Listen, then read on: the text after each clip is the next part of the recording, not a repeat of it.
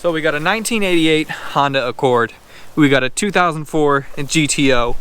I'm taking the styling from the Accord, the old school Honda with the flip up headlights, the best motor drivetrain that you can possibly buy, the LS motor that came out of the GTO. I don't care about the GTO, I care about the Accord, so I'm taking both of them, putting them together, and we're making that happen. And now, you're watching the Bodie Vision, is actually short for Bodega Visionaries channel of YouTube. Welcome to Bodie Vision. Hey, so what is up and welcome. Thank you so much for joining me on yet another video. So I started my last video off talking about how figuring things out takes a lot longer than actually doing the work, and that's what I've been doing a lot since the last video. We've been doing a lot of figuring out, and let me just get you caught up on what happened between the end of the last video and the beginning of where we're at right now. So if you can see, starting from the back where I built out those frames in the last video, I went ahead and I plated in those joints just right at the side, and what I used to plate them in was 1/8 inch sheet metal, and I think that's going to be perfectly sufficient to make those joints nice and strong. I don't have any question whether those are going to fail or be just fine. I know that they're going to be just fine, so I'm happy with that. Some people had suggested it, but also in my last video I mentioned that I'm going to go ahead and build out the shape and then worry about the structure a little bit later. So in the last video, built out the shape, and since then I went ahead and addressed the structure. So moving on to the front section now. So if you can see right here, I just made this square and then plated it in at the bottom. Now that's 1/4 inch sheet metal. That's really thick, crazy stuff. That stuff is really strong, and that ties in all 4 corners from the bottom. It's welded on the inside as well as welded to the outside. And if you can see this little hole right here where that bolt is, that is actually the mount for the subframe for those 2 front sections, and it's both the same on the left side and the right side. So that's going to be the main tie-in. That frame is going to the frame of the Accord, then the subframe from the GTO is mounting up to that frame that will eventually become and now is part of the Accord frame. Now we move on to the diff, and the diff right now, this is actually where it's going to be. So now we can start to worry about figuring out the diff mount. I'm going to run a bar from here to there. I don't know if I'm going to have to make any kind of a swoop down. I don't believe I'm going to have to, but that's what I want to start to figure out. We got the front 2 mounts done. Now I want to get the diff mount done, so that way the mounts can pretty much be done, and then we got to measure for drive shaft, and then merging the frame into the car is going to be another big job. But once the frame is built, that's the hard part. Oh, and also one other thing that I forgot to mention also, we plated in this right here. That's 1/8 inch sheet metal as well, or 11 gauge sheet metal, and that's going to just tie in that B pillar to the new frame that we're adding, just to make sure everything's as strong as possible. And a couple people had suggested that I do that on my last video, and there it is. That's all good. So now we'll figure out the diff mount.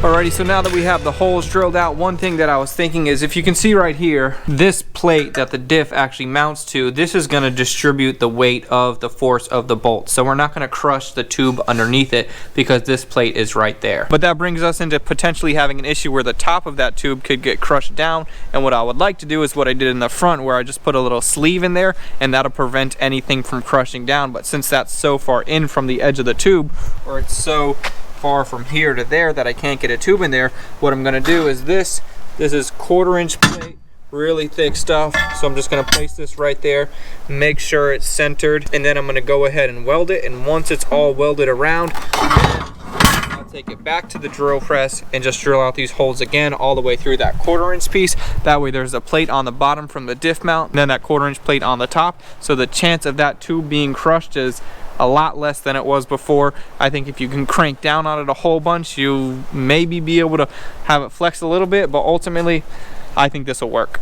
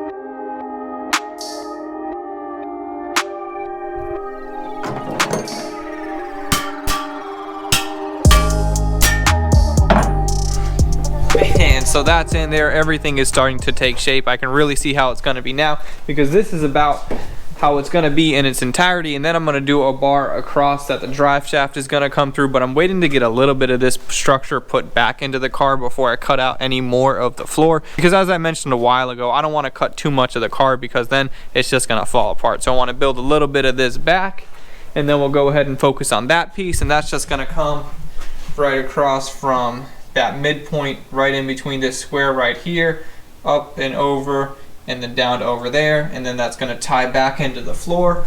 And speaking of tying back into the floor, that's another thing that we have to focus on coming up, is getting all of this entire frame section merged with the body of the car, so that way all the strength through the frame and through the car is one and the same.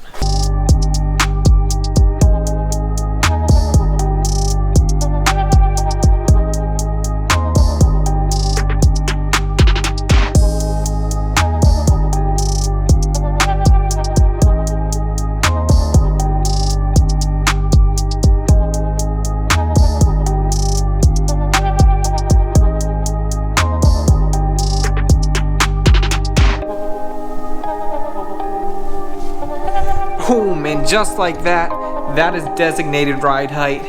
Now, all the measurements that I made, every single thing that I'm basing the entire rear suspension off of, I took all the measurements on this side.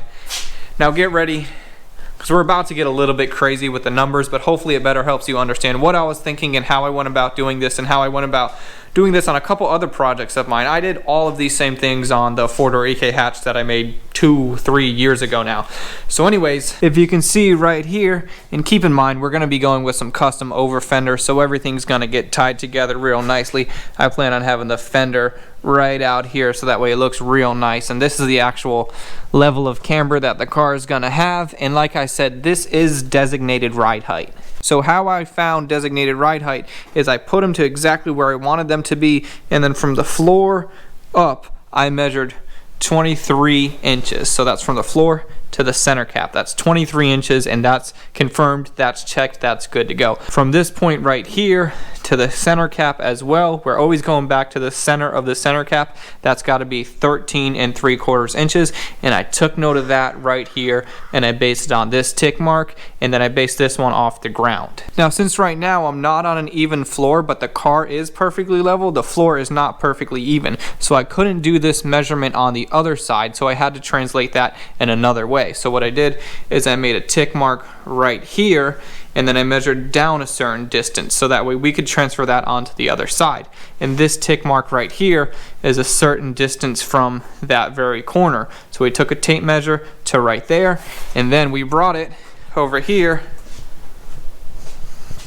brought that same exact tick mark from the edge right there over to right there. And then we measured from the tape measure being right butted up against where this mark is down 10¼ inches. So that's how we transferred the information on the other side, 10¼ inches down to the center cap, because the distance from the floor up, that would be inaccurate. So we had to do from this mark from one side to the other.